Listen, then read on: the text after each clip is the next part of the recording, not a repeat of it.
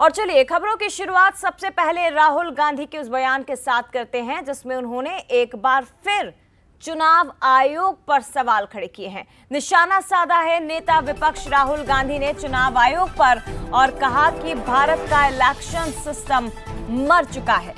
लोकसभा चुनाव में भी धांधली हुई थी, ये आरोप लगाए और ये कहा कि चुनाव में यदि 15 सीटों पर धांधली ना होती तो मोदी आज भारत के प्रधानमंत्री नहीं होते।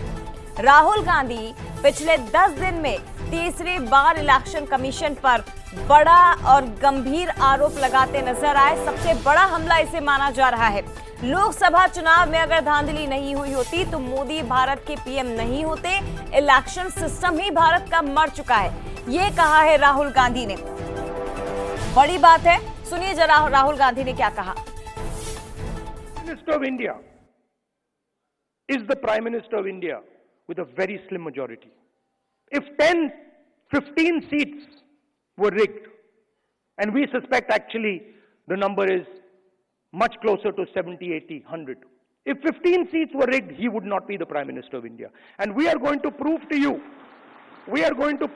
in the coming few days, we are going to prove to you without any doubt in the coming few days how a Lok Sabha election can be rigged and was rigged. तो देखिए एक बार फिर से आपको बता देते हैं, दरअसल राहुल गांधी ये बड़ी बात कहते नजर आए। ये मौका था दिल्ली के विज्ञान भवन में आयोजित एनुअल लीगल कॉन्क्लेव 2025 का। याद दिला दें आपको कि 10 दिन के अंदर ये तीसरी बार राहुल गांधी की ओर से एक बड़ा अटैक अपने शब्दों के जरिए, अपने बयानों के जरिए इलेक्शन कमीशन ऑफ इंडिया पर किया गया है। इसके पहले 1 अगस्त को राहुल गांधी ने कहा था कि चुनाव आयोग में जो भी वोट चुराने का काम कर रहे हैं हम उन्हें छोड़ेंगे नहीं, चाहे वो रिटायर भी हो जाएंगे तो भी हम उन्हें ढूंढ कर निकाल लेंगे, ये राहुल गांधी ने कहा था। 24 जुलाई को राहुल ने कहा था कि आपके अधिकारी अगर ये सोचते हैं कि वो बच जाएंगे तो ये आपकी सबसे बड़ी गलतफहमी है, हम आपको बचकर जाने नहीं देंगे। और एक और बार फिर से राहुल गांधी ने इलेक्शन कमीशन पर गंभीर आरोप लगाए हैं कि 10-15 सीटों पर धांधली ना होती तो आज भारत के प्रधानमंत्री मोदी नहीं बनते और सरकार भी उनकी नहीं होती। सुनिए एक बार फिर से उन्होंने क्या कहा है। The Prime Minister of India is the Prime Minister of India with a very slim majority. If 10, 15 seats were rigged, and we suspect actually the number is much closer to 70, 80, 100. If 15 seats were rigged, he would not be the Prime Minister of India.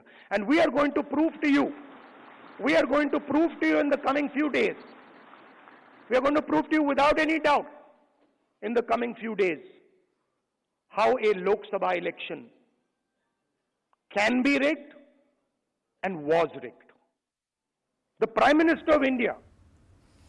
और चलिए इसी पर ज्यादा चर्चा हम करेंगे। हमारे साथ 2 राजनीतिक मेहमान इस वक्त जुड़ गए हैं। मिलन भार्गव जी बीजेपी प्रवक्ता और इसके साथ ही मृणाल पंत जी कांग्रेस प्रवक्ता हमारे साथ जुड़ गए हैं। सबसे पहले मृणाल पंत जी आपके पास आते हुए, 10 दिन के अंदर तीसरी बार संवैधानिक संस्था इलेक्शन कमीशन पर सवाल राहुल गांधी ने उठाए हैं, वजह क्या है? बार बार लोकतांत्रिक संस्थाओं पर राहुल गांधी सवाल खड़े कर रहे हैं या हम इसे ये माने कि अपनी हार को वो नहीं पचा पा रहे हैं?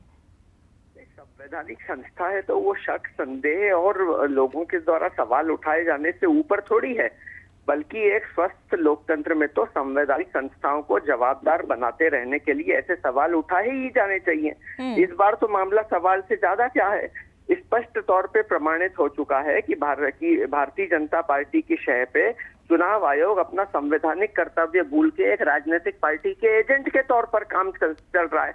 हम सब देख रहे हैं, पहली बार लगभग आधे करोड़ से ज्यादा वोटर बिहार में मतदान से वंचित किए जाने की तैयारी चल रही है, आज की खबर है।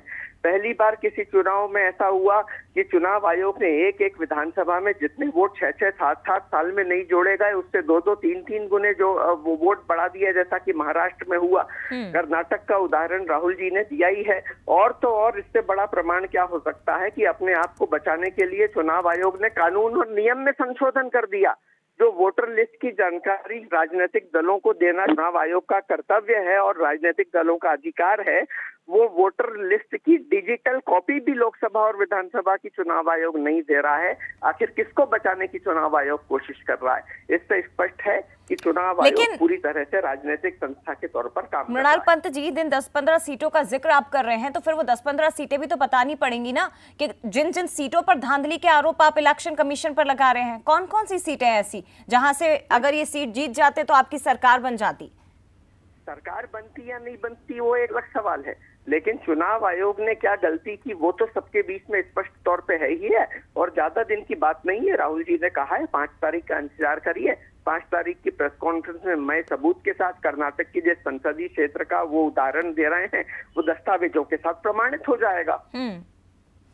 ठीक है मिलन भार्गव जी, संवैधानिक संस्था है, लेकिन ऐसा लग रहा है जो आरोप कांग्रेस लगा रहे हैं कि वो आपके हाथों में है और पूरा खेल बीजेपी की ओर से चल रहा है, कांग्रेस कह रही है ऐसा।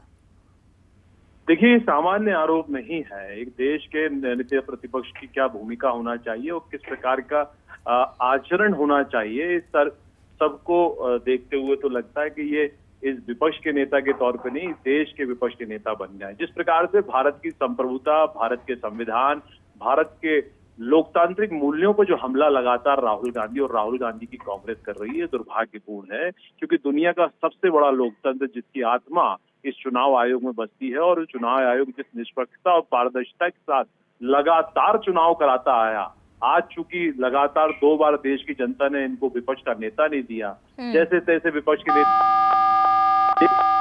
बनने के बाद भी संवैधानिक संस्थाओं पर जो गंभीर आरोप लगाए दुर्भाग्यपूर्ण है। और मुझे लगता है कि ये इस पद पर रहने लायक नहीं है, क्योंकि यदि संविधान और ये चुनाव आयोग मर चुका है, 5 तारीख का इंतजार कर रहे हैं क्या मिलन भार्गव जी? क्यों नहीं 5 तारीख दे दी है राहुल गांधी ने और वो कह रहे हैं कि हम तो सबूत भी रख देंगे सामने। आप नहीं, सबूत जब रखेंगे तब उस बात पर हम बात करेंगे, लेकिन क्या कारण है कि अमेठी और वायनाड में चुनाव आयोग नहीं मरा? जहां हारे वहां ईवीएम दोष, और जहां हारे वहां चुनाव आयोग मर गया। कितना दुर्भाग्यपूर्ण है। अरे इतने गंभीर हैं यदि आप इस तारीख के आरोप के लेकर, तो आप सबसे पहले अपने सांसदों से और आप इस्तीफा दीजिए, क्योंकि इसी लोकतंत्र ने, इसी चुनाव आयोग ने आपके सांसदों को वहां बैठाया और आपको नेता प्रतिपक्ष बनने की भूमिका का निर्वहन किया। ठीक है, लेकिन देखने वाली बात है मिलन जी, राज्यों में आपकी कि 5 तारीख को क्या होता है, राहुल गांधी वाकई में कोई सबूत पेश कर पाते हैं या नहीं, या केवल एक राजनीतिक बयान उनकी तरफ से लगातार दिया जा रहा है और इलेक्शन कमीशन ऑफ इंडिया को घेरने की कोशिश की जा रही है।